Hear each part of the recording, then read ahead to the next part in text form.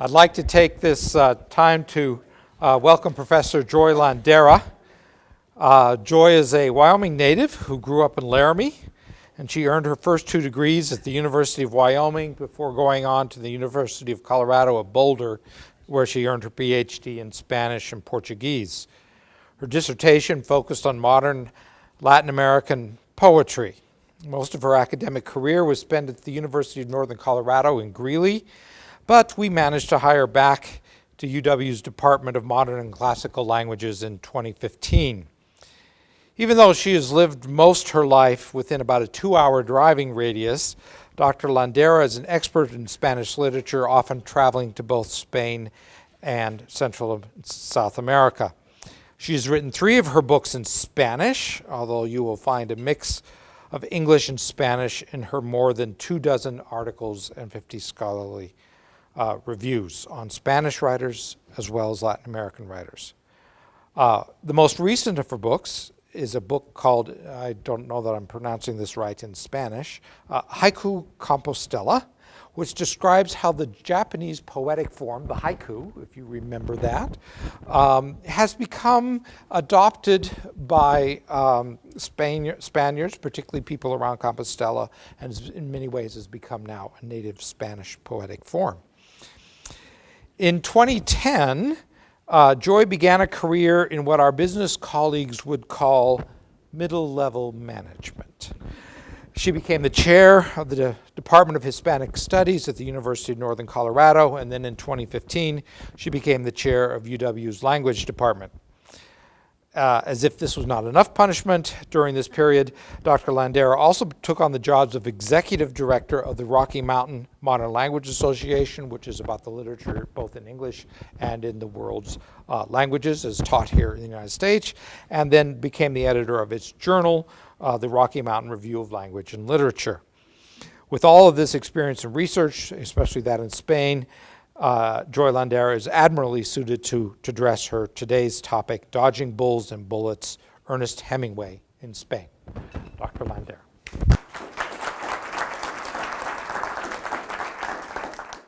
Today we're going to talk, and we have a good title.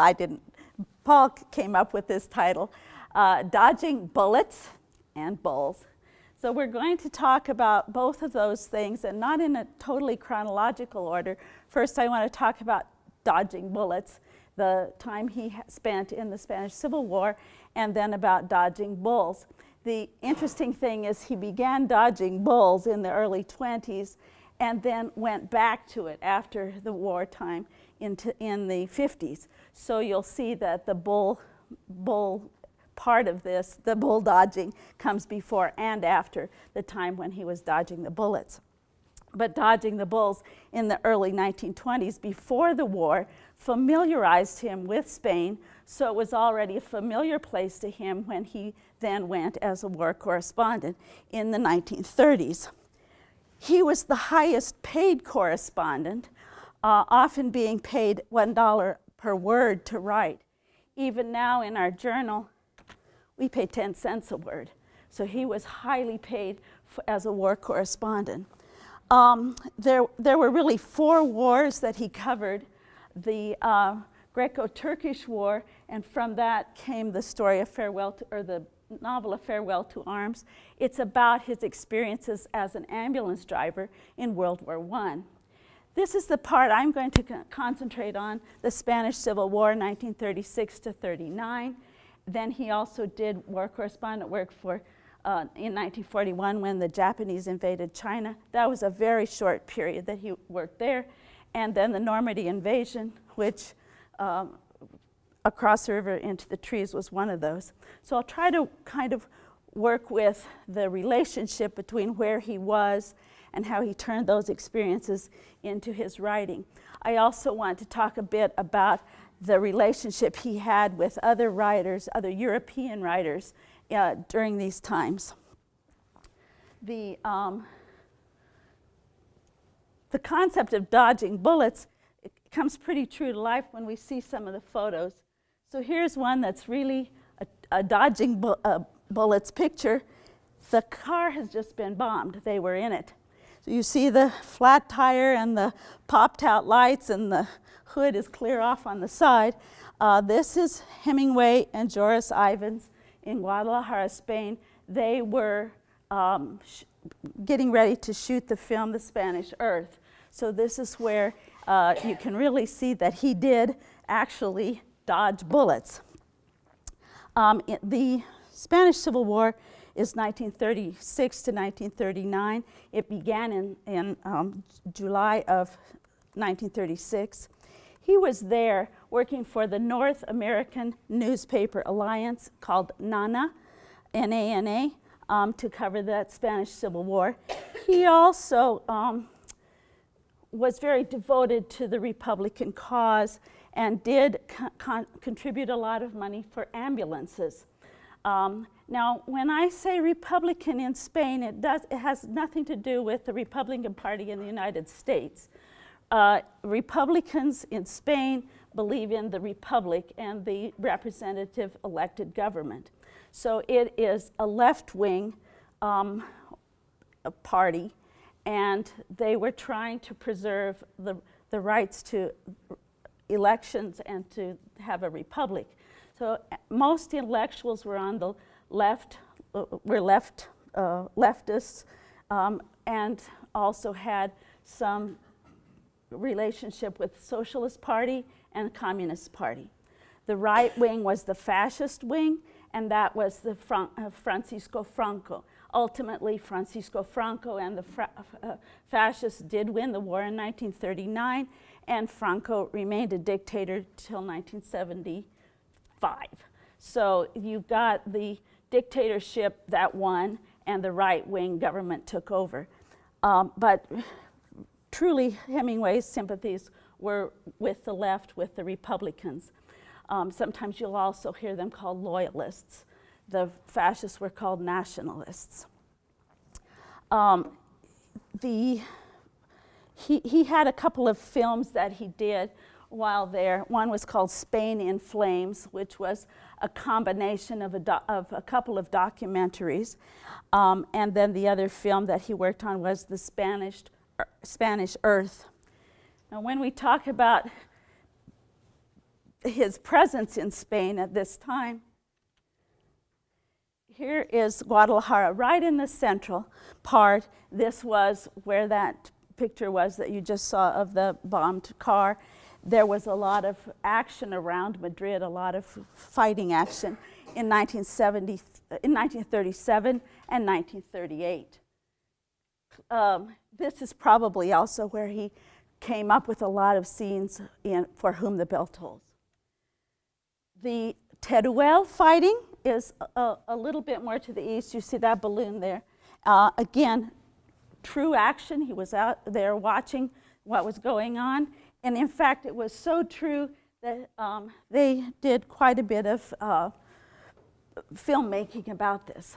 So here's a story I want to tell you that involves Wyoming as well as Spain, because it involves one of our Wyoming researchers who came upon quite an interesting discovery.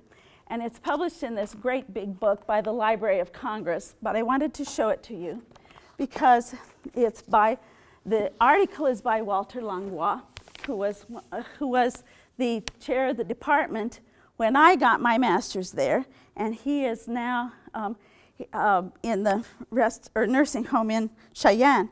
But he was a good friend of our family, and he told this story about what happened to these people when they were making the films. So here's Ernest Hemingway, André Malraux, who's French, and Robert Haas. Both Ernest Hemingway and André Malraux made films of the war. So they were early, and I think they both were in there in Teruel that I just showed you at the end of 1937. So it was early in the war, winter time, lots of snow, so that's partly why you see all that, the awareness of the snow, for example, if you watch the movie of For Whom the Bell Tolls. It was winter time, there was a lot going on, and so they came out and took film. André Malraux's film is a film called L'Espoir, or Sierra de Teruel. Sierra means the Teruel Mountains, Sierra de Teruel. So here they are working on plans to make these two films. André Malraux' film was in French. Ernest Hemingway's was in English. He dubbed it in English. So this is the one that André Malraux did. And they actually were using a combination of actual soldiers, Republican soldiers, and actors.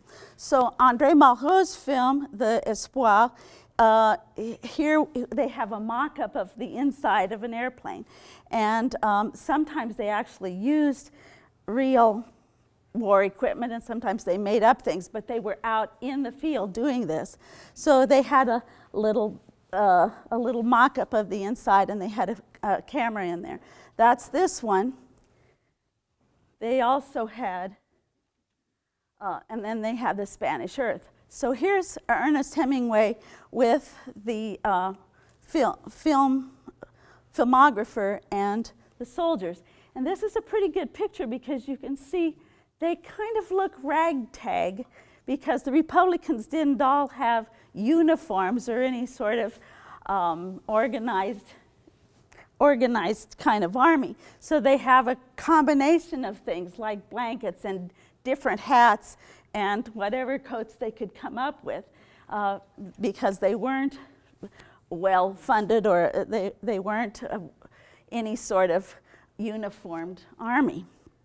So this is real, a real battle scene that they're out there filming.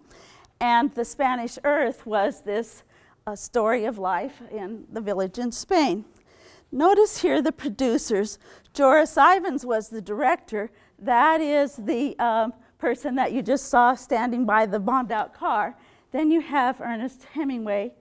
Then you have committee. John Dos Passos was another writer. And later they got in a quarrel with each other, as Hemingway often got in a quarrel with his pals. Archibald MacLeish and Lillian Hellman, who is a Hollywood performer. Archibald MacLeish is interesting here because he was a Hemingway friend and then later appointed by President Roosevelt to be the librarian of the Library of Congress. So you can see that connection between Hemingway, Malraux, and Archibald Leach. Well, why this story is so interesting is that film, the film that André Malraux had done was censored and was not allowed to be in Spain. So there got to the point where they hid the film in rolls wound in with other comic film, so because they were burning all of the Malraux footage.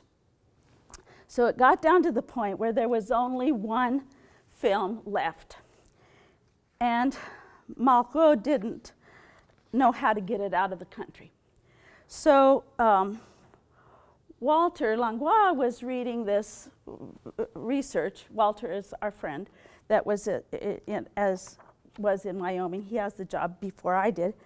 And he came across this telegram to the Library of Congress where André Malraux offers only remaining copy of his film Teruel de la Sierra to the Library of Congress, free of charge. Could the department communicate Dr. MacLeish, and if the film is desired, authorize the diplomatic pouch? It was the only way he could think of to get that film out of the country, his one copy that he had. So he went through MacLeish to say, can we send it to the Library of Congress? So they worked it out, and they sent that film to the Library of Congress. But for many, many years, nobody knew it was there. So when Walter started investigating this, he went to the Library of Congress and said, I need to look for this film. So he went there, and all these years later, he found this film in the Library of Congress. And it was the only copy that they had, and it did get out. So that now, so when Walter came to our house, Walter is elderly now, but he came to our house and we were talking about the story, and I said, let's see if we can find the film now. Well, now we can find it on YouTube. So we found it on YouTube, and he sat with me and told me the story of all that he had learned about the film. But it was a miracle of the time to get it out and to have the film preserved. Now, Hemingway's parallel version was he did the voiceover on his version of the Spanish Earth. Orson Welles had started the recording of the film, and they had a quarrel too, so it ended up that Orson Welles' narration was taken out, and Hemingway did narrate it himself. Then we'll move a little bit to the For Whom the Bell Tolls. I'm wondering if any of you read it in high school or junior high. Let's see who read For Whom the Bell Tolls. Good. I read it in junior high. And I said to my daughter, did you read Hemingway in junior high? I said, oh yes. She said, For Whom the Bell Tolls. So I think for generations, at least in Wyoming, a lot of us have had it as part of our curriculum. And I do think it's wise to teach Hemingway to youngsters for a couple of reasons. One, of course, in Wyoming here, we can identify with it because he was here, but also because, as we're finding out when we teach these age groups, it's important to have culturally relevant material. So I think boys especially don't always get materials that they like to read. So like when Kasky said, oh, you can write about hunting and fishing? Well, yes, you can.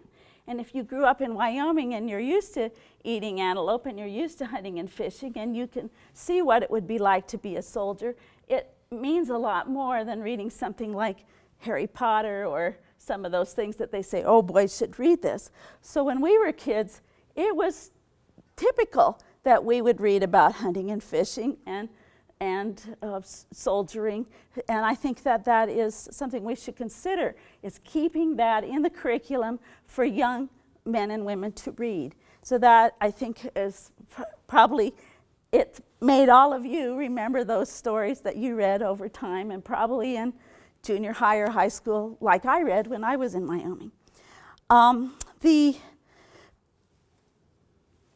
The For Whom the Bell Tolls, I think, is one that a lot of us read in high school. And here's the movie version, which may or may not drive you crazy.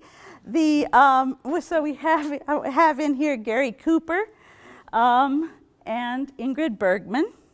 Gary Cooper is based on a soldier who is, I think, from around here.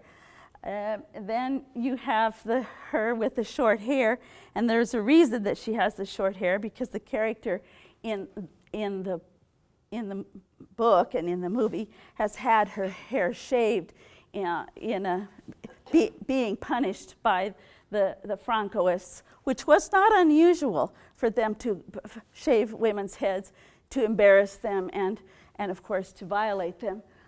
But it's also interesting of the time, it was very typical that women wore short hair because it was modern, and it was, according to the style of Coco Chanel, for example, women were beginning to get more sporty. They were able to wear jersey clothes and slacks and learn how to do swimming and tennis. So a lot of the modern women of that era in the 30s started to wear short hair, the 30s and 40s. So you will see that that's not only makes sense in the story for her punishment, but also makes sense because it was typical for women who were enlightened to start having a more active lifestyle, get out, have short hair, have more sporting clothes, and being able to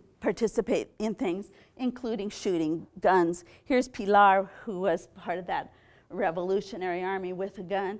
And this is, of course, the bridge that was blown. Now, if you try to make it true to life, you'll find out that the bridge that Hemingway was talking about is really a rock bridge, but when he wrote about it, it's a steel bridge.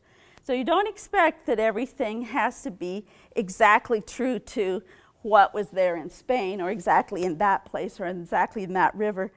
He takes those experiences and turns them into parts of his story. So they aren't always where you can find that exact thing, but you can realize that he has a poetic license or a literary ability to change reality into something else and make it believable or make it part of the action.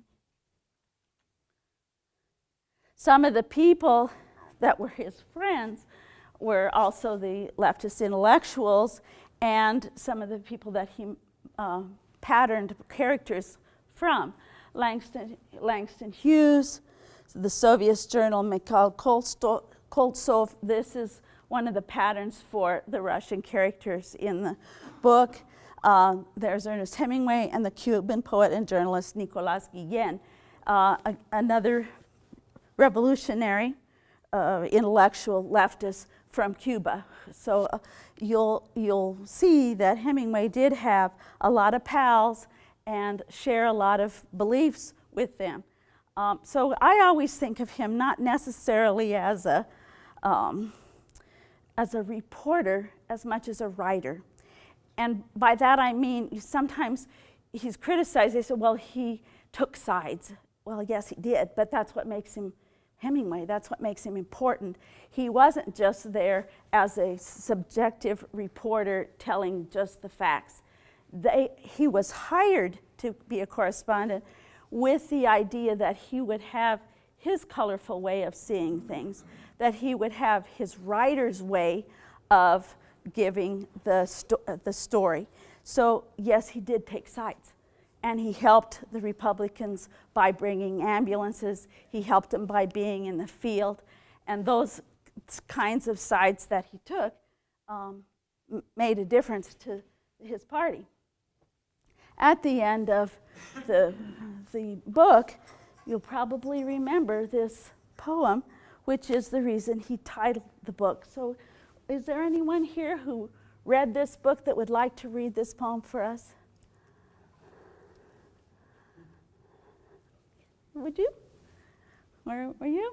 Anyone here read this book that would like to read this poem? You do it, Jane. No man is an island entire of itself. Every man is a piece of the continent, a part of the main. If a clod be washed away by the sea, Europe is the less, as well as if a promontory were, as well as if a manor of thy friends or thine own were. Any man's death diminishes me, because I am involved with mankind, and therefore never send to know for whom the bell tolls. It tolls for thee. So the title is brilliant, but it's taken from a 1624 poem talking about the solidarity, the impact that any one death has on each of us. We're not an island. We don't live alone. We don't have our own existence without touching others and without reaching out.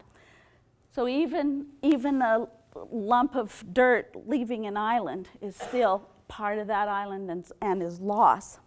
So we have that idea that all are interconnected, and that's that sense of solidarity, that sense of brotherhood that he felt and put in the book. So he's not just a reporter, he's a writer. He recognizes what does it mean to have your comrades, your brothers, your friends fighting next to you. And of course the Civil War was one of the bloodiest, worst wars, because being a civil war, the country of Spain was divided was completely divided, and many times it was just where were the lines. There were brothers against brothers that were forced to fight each other. There were fathers and sons and families broken up and fighting on the two different sides of the Civil War. So it's that idea that we are absolutely connected to each other, and the Civil War that broke Spain apart demanded that people recognize the brotherhood that was necessary. Alan Josephs will tell you that the two greatest masterpieces that came out of the Civil War were Picasso's Guernica, which is named for a city in the northern Spain, and Hemingway's For Whom the Bell Tolls. And I think it's interesting that he hasn't chosen a Spaniard's version of the Civil War. One of the reasons is a lot of Spanish writers were completely censored, and there wasn't very much literature that was written by Spaniards about the Civil War during that time. The Guernica by Picasso shows the utter devastation after Guernica was bombed 20 minutes consecutively by Italian forces coming in basically to test their planes in Spain to see how the bombing would work. They bombed the entire city. People were running everywhere. There was, if you've ever gone to the museum there, you will find little shoes off of children that fell on the street and footage, and a totally bombed out city. Only one thing was left, and that's one tree in the middle of town, and it's still there.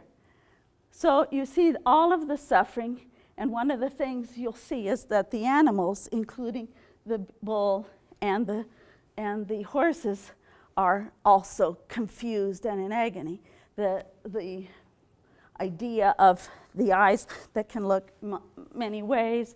The bull's tail is smoke, as if the whole place is smoking. So you see, and the soldier on the ground.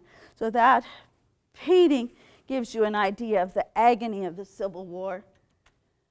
Then you also have the painting of the bull ring. This is a Picasso painting of the bull ring. So we're moving now towards dodging the bullets and the bulls.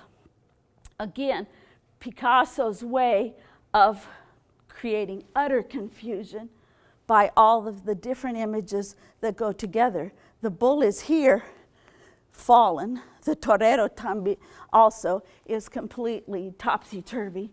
The horse, who is part of the bull ring, also is in agony. It's very similar to the Civil War. Da-dum, da-da-dum, da-da-dum, da-da-dum. It's time for the bullfights. We start with España Canín, the music of the bullfight.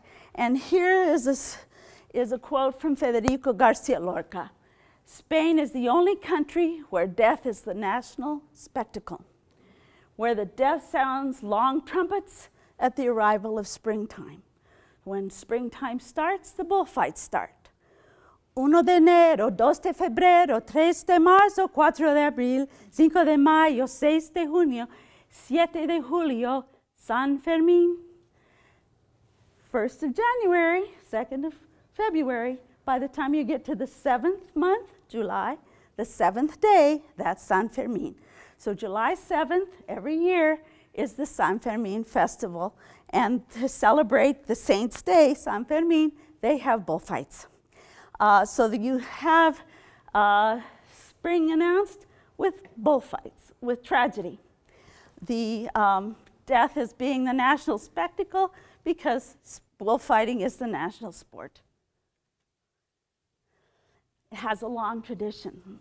Bulls have a long tradition because here we have the Cuevas de Altamira. Here is a bull painted in the caves. This is 20,000 years old. This is prehistoric caves in the north of Spain. 20,000 years old. You have, but it's still popular, and I don't know if you've seen the movie yet. There is a movie out now, Altamira, with Antonio Banderas, and he plays the father and his little daughter. The little daughter, and this is true, the little daughter and her dog, in the 20th century, were exploring the countryside and happened to run into a cave in northern Spain and found these prehistoric paintings. When I was a kid, you could get into those, you could go in and see them. Now they have decided that it isn't a smart idea to send tourists in there looking at these, so you can't go in there now. But I mean, I think researchers can get permission, but they are still there, they're still vivid, and this movie, if you haven't seen it, is quite good to explain how this man and his child found them in the 20th century. But notice Ernest Hemingway's quote here, and this was when he first visited the bull ring. This is his story, 1923. "I'm not going to apologize for bullfighting. It is a survival of the days of the Roman Colosseum, but it does need some explanation. Bullfighting is not a sport. It was never supposed to be. It is a tragedy, a very great tragedy. The tragedy is the death of the bull. It is played in 3 definite acts." So Ernest Hemingway then explains what the 3 definite acts are and what the tradition is, how bullfighting has evolved and made these traditions and has almost like a dance. It has movements and a very set action leading toward the death of the bull. Typically, there are 6 bulls in an afternoon and 3 toreros, so each has 2 bulls. It's always in the afternoon.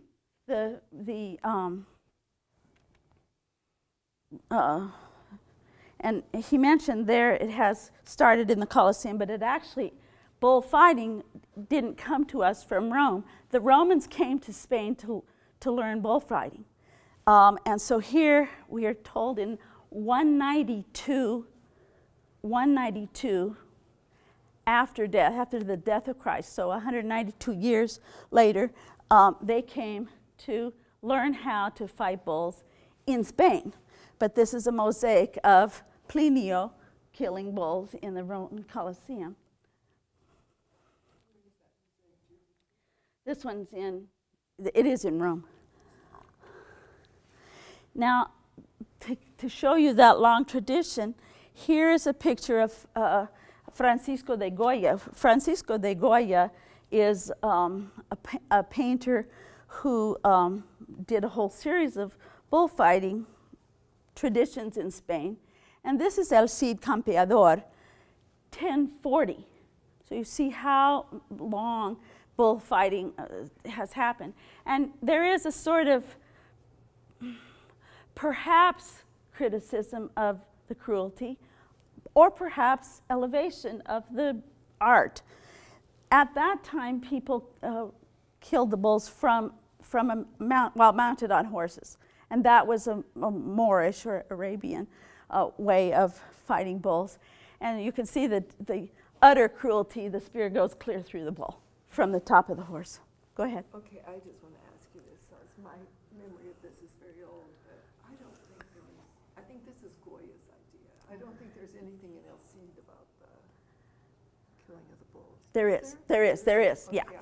There is. If you read the El Cid, which is an epic poem, there is a story of him killing bulls.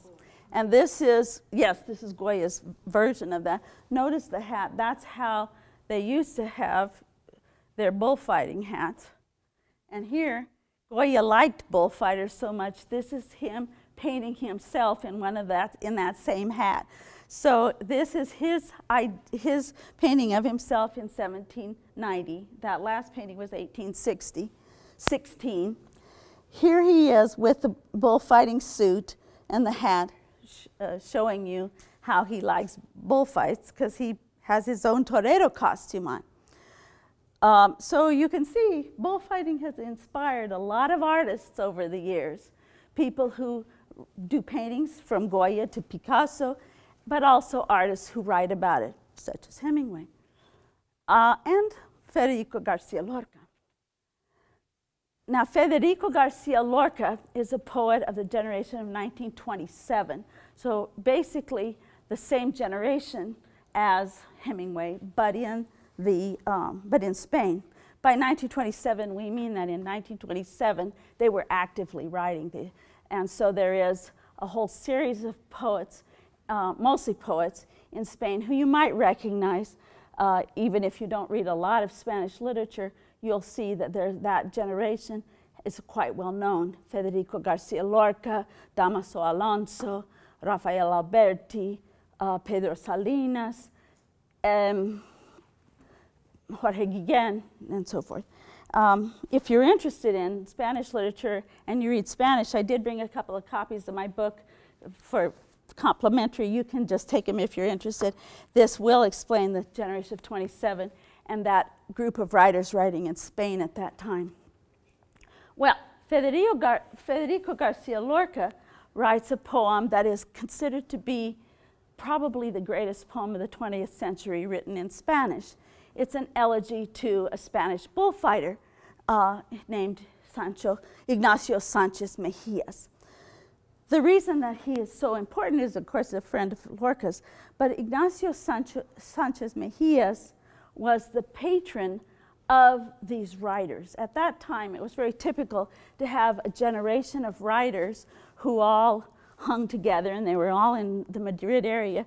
They inspired each other, they worked together, they lived in the Residencia de Estudiantes, and they were pals with other artists, such as bullfighters. Bullfighting was considered an art, and so these artists did things together. Well, Ignacio Sanchez Mejías, as a bullfighter, of course, made lots of money, and those poets didn't make any money, so he often paid for them to have events or to eat, and maybe to go places, to go on visits. This bullfighter died in the ring at 5 in the afternoon. Now, if you know about Pamplona, you know that the bulls start running at 6 a.m. In fact, John has run with the bulls. So they let the bulls loose on those days of San Fermin and let them run through the streets in the morning to get to the bull ring, and then the fight starts in the afternoon.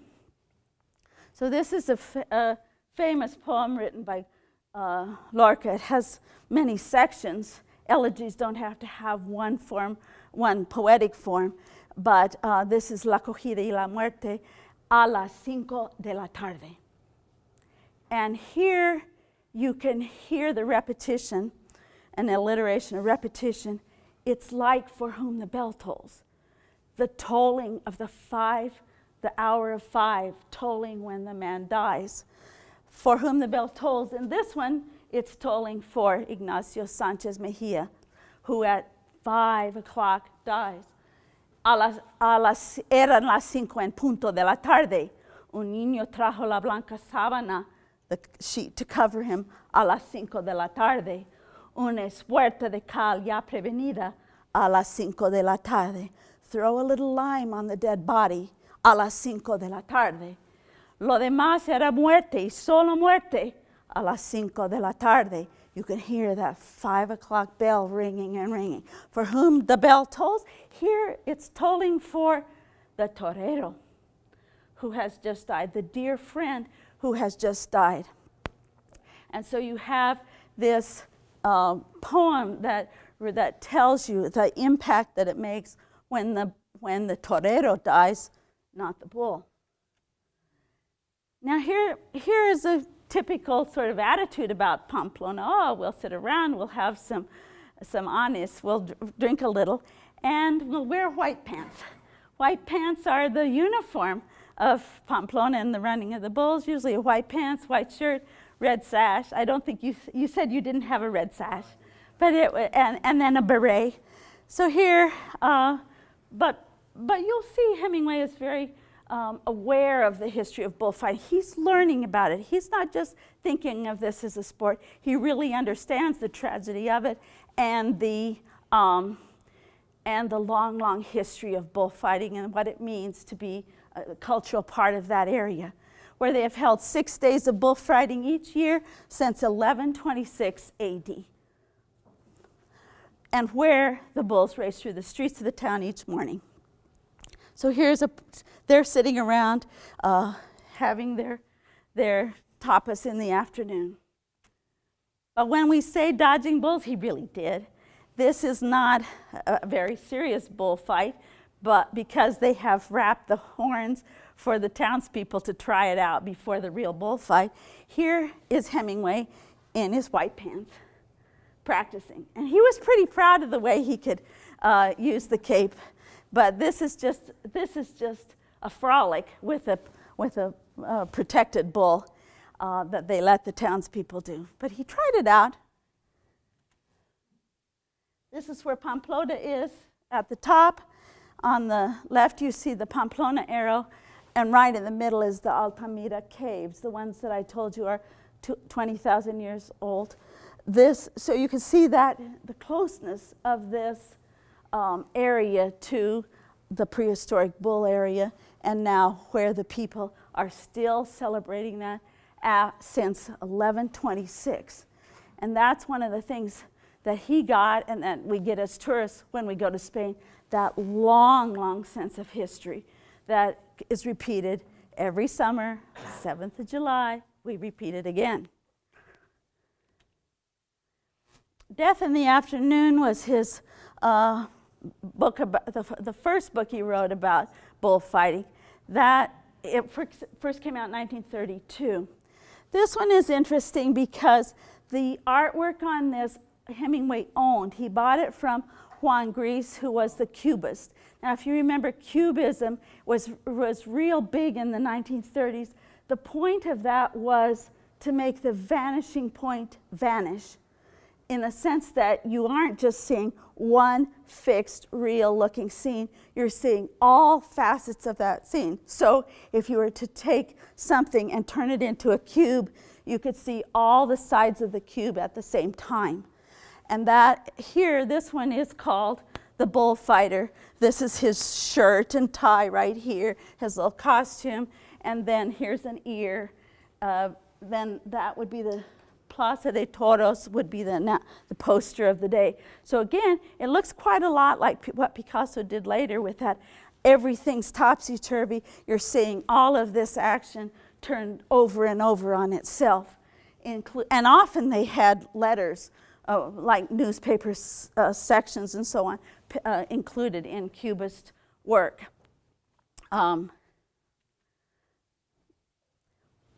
Hemingway also had a good awareness of other writers in Spain. And one of the most famous stories is his visit to Pio Baroja. I did my master's thesis on Pio Baroja, who was a member of the Generation of 1898. The other poets I was telling you about are 1927. Hemingway won the Nobel Prize in 1954 and came to see Baroja in Spain. He brought him a bottle of scotch, a cashmere sweater, and some socks. And he said, I realize that that I shouldn't have received the Nobel Prize. You should have. You are my master. I learned so much from you. And Pio Baroja did have a very similar writing style, using very short, very descriptive words, dialogue, very truthful type of writing style. And he also had the concept of the difference between a man of action and a man of abulia. Abulia is the loss of will, or a person that has no way of making any impact in life, so they just have a tragic sense of life. So that concept of, are you a man of action that can actually do something, or are you just loss of will? Then it became a question for writers. Well, is it action for me to write about these things that I'm seeing? Or is it just giving up and sitting in my closet and writing? And so that is, I think, a good philosophical question. Are you being active if you are a writer and telling these stories and making these things happen? So Hemingway did revere Pio Baroja. And Pio Baroja, it's interesting he's in the cap because Pio Baroja always wrote with his beret on. And he always had his head covered. So here he's in the hospital bed with his cap. I don't think he probably ever got to use that sweater and those socks because he died 6 days after this photo. And I don't know what happened to the bottle of scotch. But, that was one of a writer who Hemingway did admire. Now, here's Opus. And he's sort of telling his friend here, I always thought you a dip until I read how you lived in Spain in '56 and helped Hemingway write his big classic.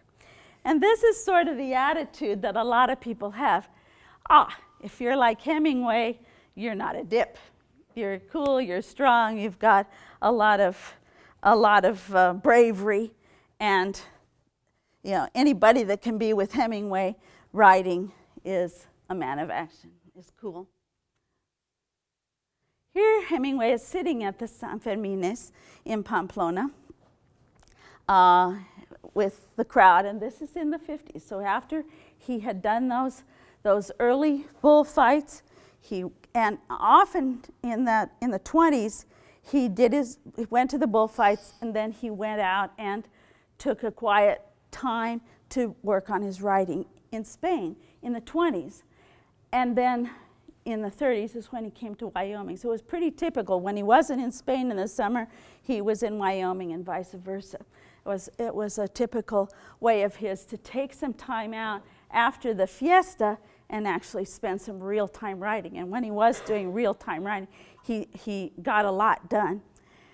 The reason he came back in the 50s was to write a very special article, and it was just supposed to be a Life magazine article, but it ended up being it ended up being a book about the whole summer. And he had two bullfighters he was following. Here, Antonio Ordonez, and the other bullfighter was Antonio's brother-in-law. So you can see, I think, here the dangerous summer is that story, and there are two bullfighters on this particular book cover. One was Antonio Ordonez, who happened to be, or maybe it's more than just a happenstance, he was the son of Caetano Ordonez, who was a bullfighter from the previous generation. So in the 20s, when Hemingway was watching that bullfighter, who they nicknamed El Niño de la Palma, kind of like the Palma kid, or it was the father of this man, who's considered to be very handsome. And there you can see the silk toreador jacket, all embroidered in gold, just a super image of a bullfighter. His brother-in-law is Luis Dominguin.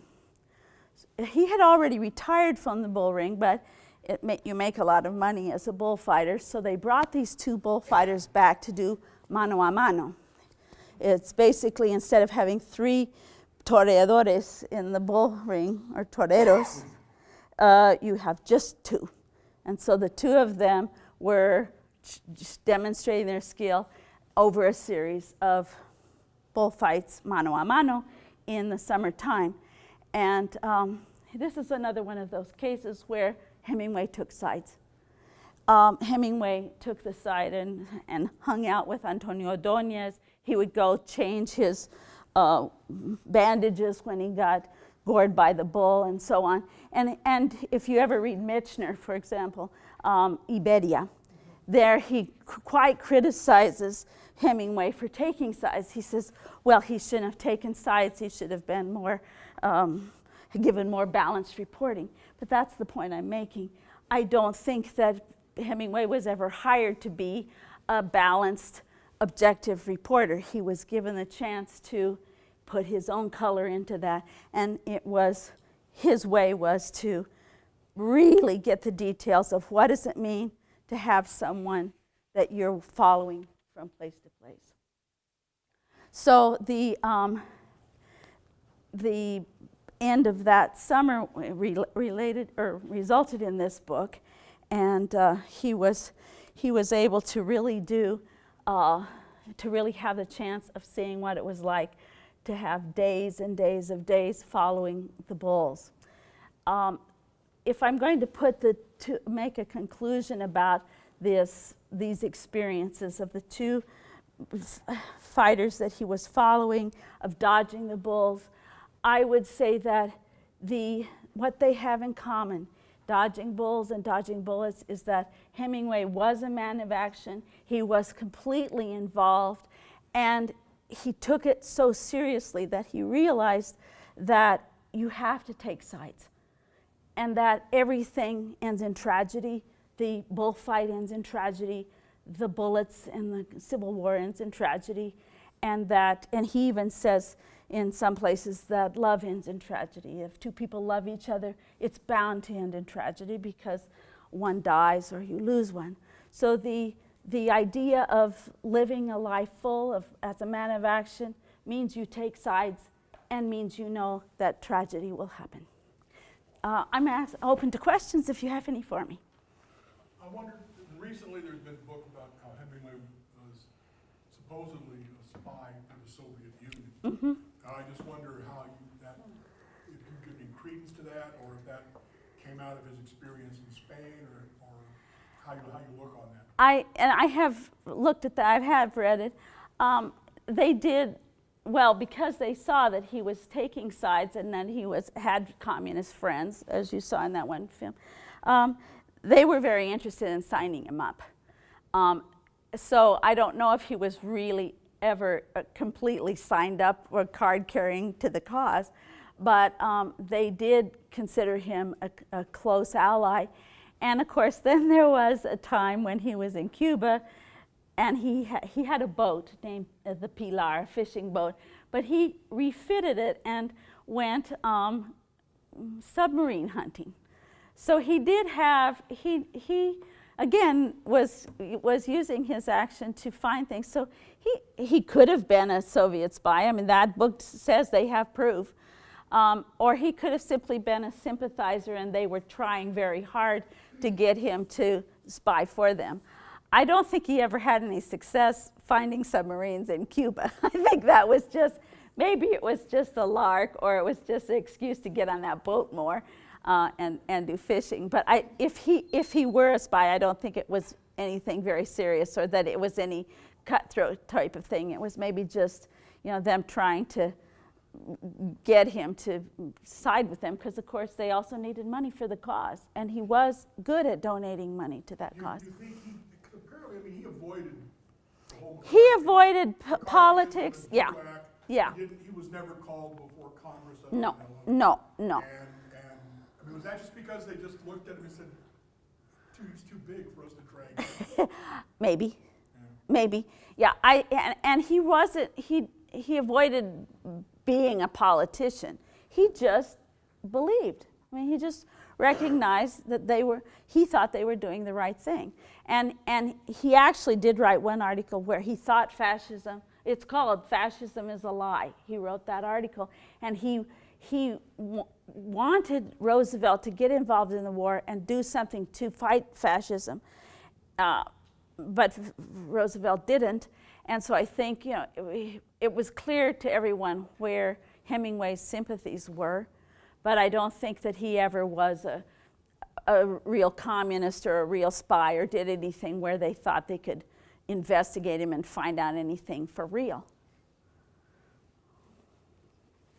John. So Hemingway wrote big chunks of Death in the Afternoon and For Whom the Bell Tolls in Wyoming. Mm-hmm. So what kind of, influence can you see from his time in Wyoming in those books? I mean, there is the protagonist, but I don't know if you go any further or...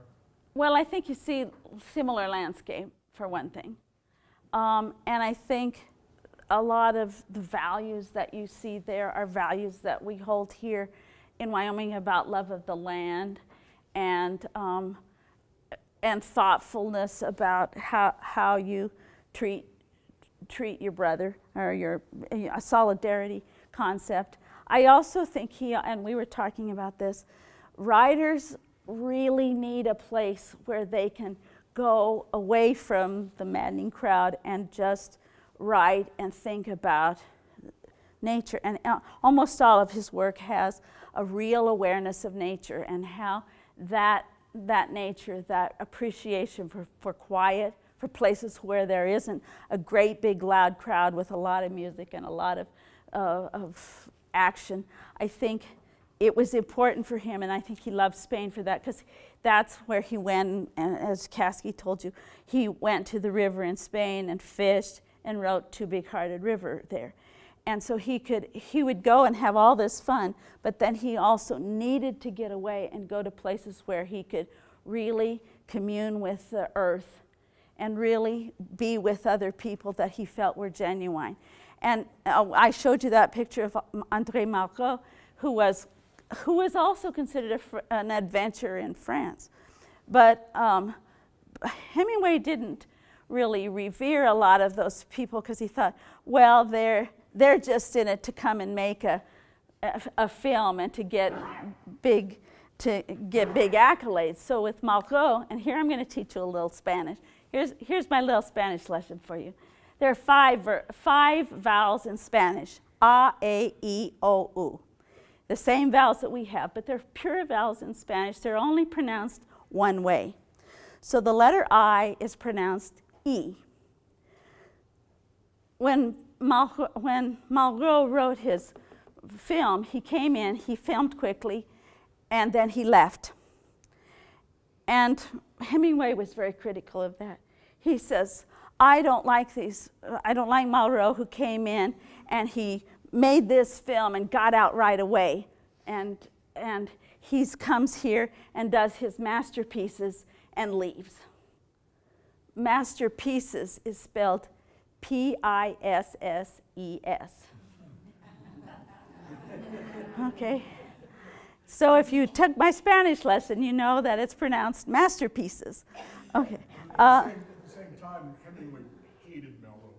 I think he did. He was just deeply envious of the man. And Malraux, being French, probably didn't think about Hemingway at all. Well, the French were somewhat aloof. Yes, he probably didn't. I'm not sure if it was the Spanish Civil War and World War II, but Malraux appeared in this absolutely impeccable uniform with tall cavalry boots and sparkling brass. And Hemingway was sitting there in like a grubby old shirt and everything. And Malraux just, came in and breezed through and went on his way. Yeah. If you go to Hemingway's house in Havana, you can look through the window into his clothes closet, and you can see his World War II correspondence uniform, though he was actually fighting in combat. And on the shelf is this pair of like untouched, perfect red leather cavalry boots. So you can draw your own conclusions to what those were referenced to. And I think that Hemingway really got down in the dirt and really did take sides, and really did try to learn all about what's happening in the war and all about how bullfights are fought. The same thing is, you could say the same thing about Hemingway and Michener.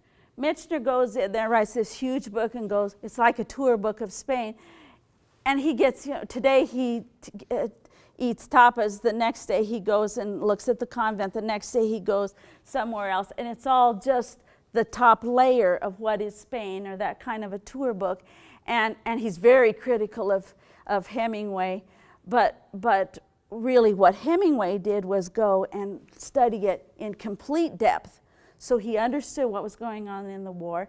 He understood what is it like to have, to be a bullfighter and day-to-day face death and to face these, and what are the customs like. He really understood it deeply. And that's why he didn't like Malraux either. Just breezing in there, as you describe him, all glitzy, and expecting to have his film done and get out of there. While Hemingway stayed, and you'll even see photos of him trying to help a soldier unjam his gun and so on. He's right up there with him. He sneaks up and gets close enough so he really is dodging bulls and bullets. And I think that's what makes him so critical of a lot of the folks who just do it as frosting instead of getting right into the depth of the meat of the issue. Part of that came from him going to Spain so early, before he was famous, when he was really writing his first things, and he stayed in one place, and he really, you just fall in love with Spain, especially if you stay put. I think that's and he true. was so young, he wasn't famous yet. If he hadn't gone to Spain until 59 and met, he would have had a whole different experience. I think that's right. I think even the fact that he went to Spain and knew it before there was a war there. Before there was a war, And so then when before they he was said, famous. are you familiar with Spain? He goes in and he studied the war, and yeah, I think that made the difference. And he stayed a long time. That in the 37, 38, he was there, I think, 8 months. And I think I think you're right. He appreciated it. He's called it many times the next best country to the U.S. He really did revere Spain. And I think it's because he paid attention. And he wasn't there just like a tourist. He was there to really understand it. And going back to your question, John, I think that's why he loved Wyoming. He wasn't just here as a tourist. He really wanted to see, how do the people live here? What gives them pleasure? How do they live off the land? How do they eat the bear? I grew up eating antelope. That was what we ate for our food. And we ate antelope and deer that my dad got, and we never hunted just for the heads. We hunted for the meat, and we fished for the trout, and we ate the trout. Well, I would never use cornmeal on mine. We use flour, but anyway, that's also what you're used to. But I do think that Hemingway had a true love of Wyoming, the same kind of love he had for the Spanish Civil War and for the Spanish people and for the Spanish bullfighters. So thanks very much for sharing with me today.